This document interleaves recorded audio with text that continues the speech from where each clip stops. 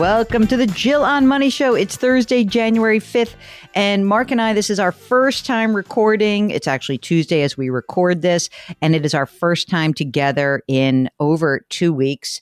And Mark had the worst holiday break ever. I mean, you did all of that terrible pre-planning so that we could have 2 weeks off, and what happened to you, Mark? It's been nonstop sickness over here. That's what happened. It started with Theo and quickly made its way to me, and I still am not quite right. Oh, God. It's a lot of antibiotics. I'm now on my second round of antibiotics. There's been some steroids mixed in. It's been one hit after another.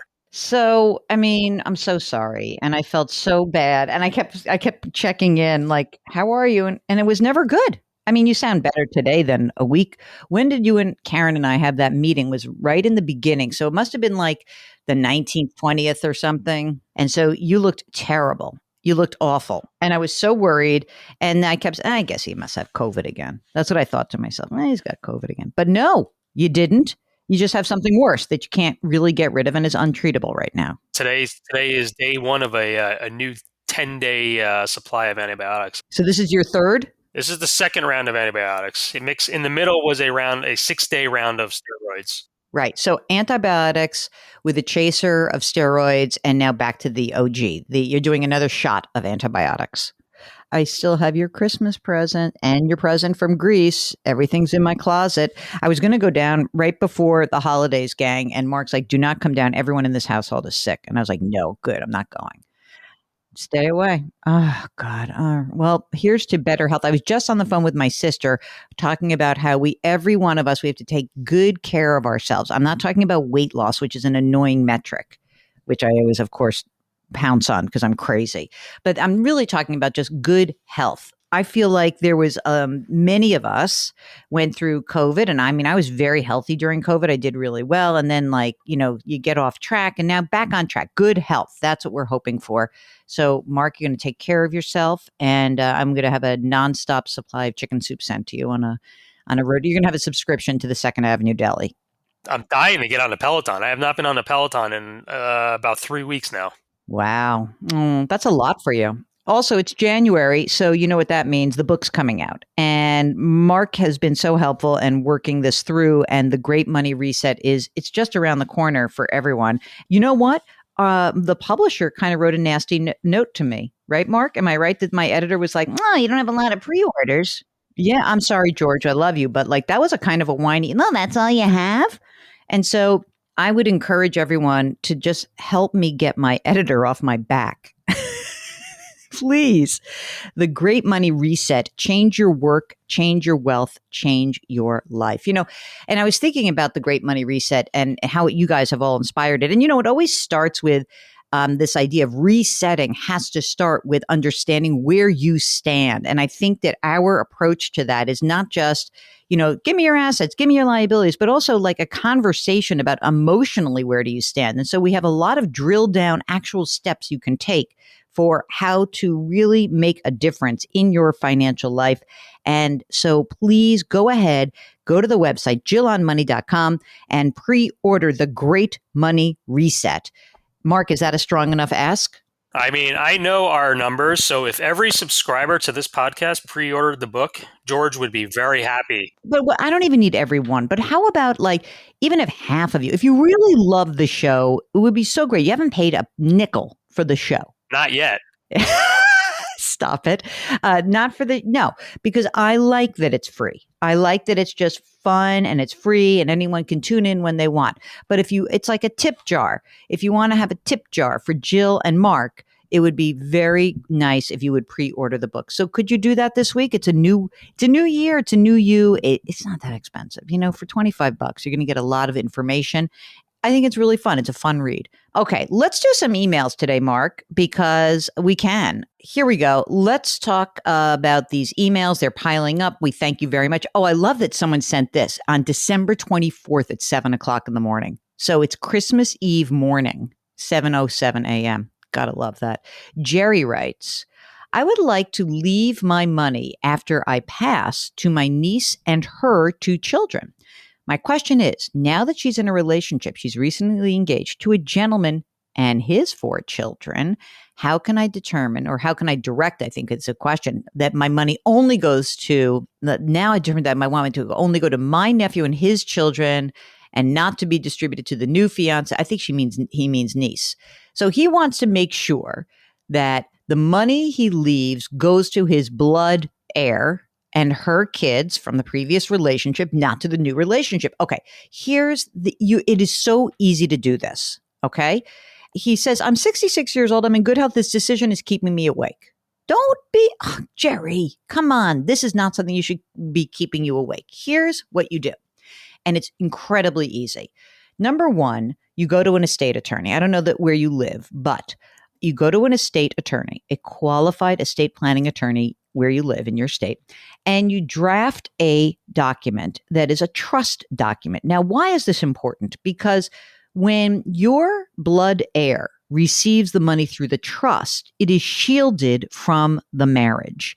And you can even make a distinction. You can say, I'm leaving it to my niece and her 2 children. Like, so if your niece were to, God forbid, predecease you, it just goes to her 2 children. You can even have a trust that says, I want the money to go to my niece and upon her death to her 2 children only, and really delineates those choices. If you just leave it as part of your estate, you can't do it. And it's a little bit tricky because, there's a couple of assets that may not flow as beautifully into a trust. For example, a retirement plan is usually you have to have a named individual, not the trust. But again, an estate attorney will help you get through this. It will not keep you awake. It's so easy to do. I cannot encourage people enough to just get their blank together and make sure that these documents are in place, because you know what, gang? It's easy to do and hard to correct after the fact. I have dealt with this in my own life. I know this. I've had clients in the past when I used to have clients. It's so hard to fix it after the fact. So let's do it before. And so, Jerry, I'm sorry you're losing sleep, but we're going to solve it and you get a good night's sleep. And that's so good. Okay. We got that. Estate attorney. Next, Stevie. Love your podcast. My mother-in-law has a whole life policy. The policy has a face amount of $100,000. Paid up additional insurance is $28,000. Termination dividend $1,300. Okay, total death benefit $130,000. The total cash value at the moment is $55,000. So this is the mother-in-law, right? They pay an annual premium of $2,000. The Prudential policy has 2 supplementary benefits: living needs and a waive of premium, meaning I think that if you need it during your life, you can access the money. And if you become disabled, they waive premium. Okay. My mother-in-law signed up for the policy 25 to 30 years ago. Okay. She's retired. She lives with him and his wife. Okay. And their 2 teen kids. She's 70. She has Social Security, about $400 or $500 a month. She has about $25,000 in savings. My wife and I, mid-40s, will support her as she gets older. Oh my God, they have about $4 million in savings and investment. My question, should we keep paying the premium on this insurance policy, cash it out? If we were to receive the death benefit, we would probably just invest it. We don't really need the 130.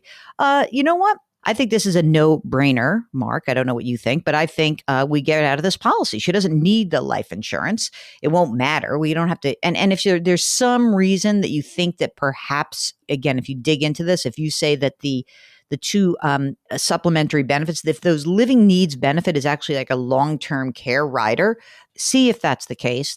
And if that's the case, if there's some long-term care aspect of it, I wouldn't keep paying the premium, but I would just have whatever the amount is in the policy that would keep it in force. But otherwise, give me the money and let's move on. Okay, here's Joey. Joey is an avid listener to the pod. And he says, I can't tell you how much our household appreciates your advice and expertise. You know what? You can tell me just by pre-ordering the book, Joey, and everyone else. Okay. That's enough, Jill. I was hoping to get your insights. I'm vested in a pension retirement system. I'm likely at least 20 years away from retirement. Should I stay in the option through retirement? I would receive my earned pension, paid health insurance. Oh my God, for the remainder of my life. I've started receiving some private sector job opportunities that are outside of the pension system. Offer alternative retirement options with varied benefits. I'm wondering under what circumstances should we consider remaining in the pension system versus perhaps considering other options. I know that you've advocated for the value of pension benefits previously because we're so envious of people with their pensions. You know, the question that he ends with is really interesting. I'm wondering when leaving is worth more than staying. Now, the thing that I would like to know is what's the offer? What's the alternative? Because that will make the choosing a lot clearer. But if without knowing that, we can't. So what I want you to think about is this. If you have two different offers, and let's just say like you're making $100,000 a year in the pension system, and you're like, wow, this private sector job is $130,000. I can almost tell you off the bat, that won't do it. So the pension benefit is huge. We need to know what the alternative is and what happens if you stay in the system. How much does the pension accumulate and what it means down the line? So we need more information. And does he hate his job? I know. I hope you don't, because really staying in those pension jobs, it's fantastic. Sorry. Demi listens to the podcast and she says, I encourage people to get their estate planning documents in place. Yeah. Okay. I have a young daughter and I want to make sure she's financially equipped to have a good life if I were to pass away. I've tried to get life insurance, but heard that my medical history of melanoma and occasional social smoking made the cost for the policy a lot. So it was a $750,000 policy at $340 a month. Okay. I didn't follow through the policy. Let me just say that she's 37-year-old female. Do you have advice on how I can get adequate life insurance? She works for the federal government. She's got life insurance that covers the cost of funeral, nothing that will help my daughter. Is there any way to buy more life insurance? That's number one. Number two, you know what? I would go and see like what else you have going on in your life. Is it maybe, you can essentially look at your other saving and investing and use that, but you should go shop around and you should go through like Policy Genius, see what happens when you complete the form. But I think that you're going to have to be very clear that you could get rated again. And depending on your personal situation, what else is going on, we might tell you to pay that extra money for a year or two and then reapply. All right. Here is an email. You ready for the name? Mark, you like this? Lady Macbeth. I'm new to doing anything with my money. I love your show. Jill is hilarious and brilliant. Mark, you have to read that. Mark seems like a generous, even upbeat person. Oh, Jesus, they don't know you at all. Must be a new listener. You're not even upbeat. You're not at all. Thank you for listening daily.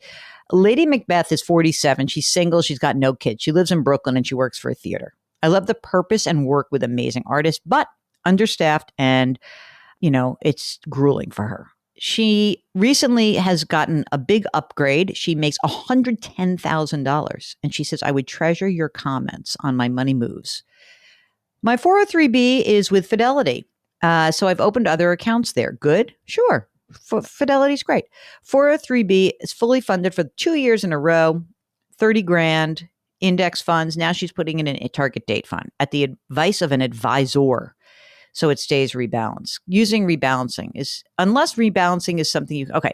I think for a 403B with 30 grand, a target date fund is fine. So we got that. Rebalancing just means that if you start off with an allocation that's like 50% stocks, 40% bonds, 10% cash, and you go through 2022 where everything turns upside down, your allocation's out of whack. So rebalancing just means moving some from one part to another. So if your stock position got down and all of a sudden your stocks are 40% of your portfolio and the bond position is now 60% and you want to switch it, you just rebalance into your original allocation. That's what rebalancing is. Number two, there's a brokerage account that has $100,000, which is being professionally managed. The fees were over $1,000. Is that normal? Yeah, it's true. That is normal. They tax loss harvested $4,000. Can I tax loss harvest on my own? Sure, but you actually have to do it. It means selling assets for a loss against anything that has a gain, and you get to deduct $3,000 of losses against ordinary income, which is awesome, which is kind of great. She says, I had no life this year and contributed 40 grand to that big brokerage account. So one is the 403B, that's good. Two, the brokerage, it's fine. I mean, look, I need to talk to you more, Lady Macbeth, about your professional management. You could do it on your own, but it's like, do you want to do it on your own? Let's see. There's another brokerage account. This is number 3, item number 3, a $5,000 brokerage account. The advisor says, do a test. Keep the above brokerage account managed. Stop contributing. Open another brokerage account for surplus I have, but use a target date fund so it stays rebalanced. That seems redonkulous. And I would not use a target date fund in a taxable account. I would not use that. I agree with Mark. So I think that second brokerage account, don't need that. And then there's a Roth. I don't know if it's the same advisor. $38,000 with fees over $500. I moved to a target date fund at the advice of my advisor. I fully funded my Roth. Oh my God, Lady Macbeth has a pension. The Macbeth family, of course, has a great pension plan. About $600 a month that she would receive, a deferred annuity. She's like, I don't know why I have this. She has an HSA, Social Security benefit, a lot of information. Lady Macbeth, I want to know more about the advisor. So before you do that, I would be delighted if you came on the air and just came on. You can be Lady Macbeth on the air.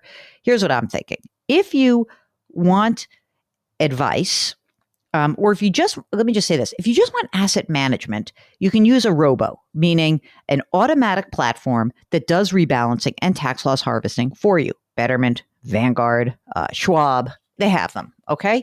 And it's very easy and at a fraction of the fee. So you're paying about 1%, a little bit more right now for your management. This would be a quarter of 1%. And you do it all in one place. And you take that deferred annuity. I have no idea where you got it. My advisor advised when I said, what should I do with an extra 20? Your advisor said to put money in a deferred annuity, which means I'm going to fire the advisor. So the deferred annuity is stupid and you don't need it. And you're in a low tax bracket. So sorry, you didn't do something stupid. The advisor gave you bad advice. Okay.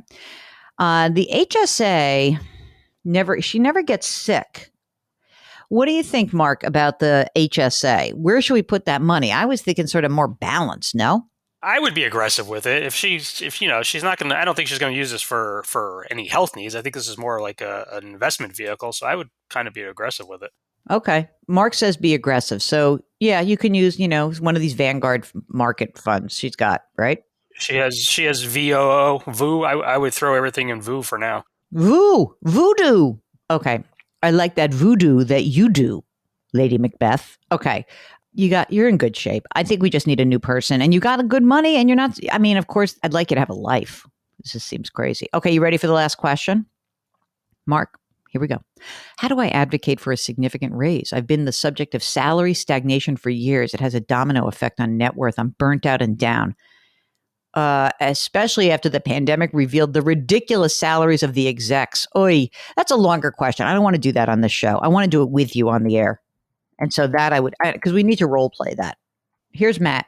The subject is a suggestion. Ready? I've enjoyed listening to your podcast almost daily since the COVID pandemic started and think you and your team are doing great work. Me and my team, me and Mark, that's us. This may not be relevant for some who, like me, see 50 in the rearview mirror, but I think it could be a good idea for the younger listeners. The idea is to increase 401k deferrals by 1% per year timed to their wage and salary increases. I love that idea. Fantastic, Matt. I think that's a great idea. He says, I think that many 401k record keepers have systems that make it easy to do. It's true. And I think it is good. And I think that whenever we have someone who's gotten a raise, what we try to do is we say, you can enjoy some of it, but save some of it. And the easiest way to automatically make sure that you have that money is to very quickly establish a way to make it a 401k contribution. Knock that contribution level up by 1%, 2%, 3%. Get it going. That's the 1% challenge. The 1% challenge. Who was that? Brent Weiss. Oh, yeah. Maybe get him on the show again. So you see, it's like the first day back. I'm very upbeat. Mark's still a little bit under the weather. So cut him some slack. Everyone put some good juju in the air for Mark. We need him to get better fast. So he is his usual exciting and upbeat self. Even upbeat. Don't forget to go to the website, JillOnMoney.com. By the way, when you pre-order the Great Money Reset, you're going to be invited to our first ever live webinar. It's very exciting. So I forgot to say that when I was trying to get you to buy the book. So there's something that you'll get for free, and it's going to be very exciting. Okay, as always, even in 2023, lift someone up today. It's going to make that person feel good. It's going to make you feel good. Our mantra for 2023 is just borrowing from the book. Change your work, change your wealth, change your life. Thank you for listening. We'll talk to you tomorrow.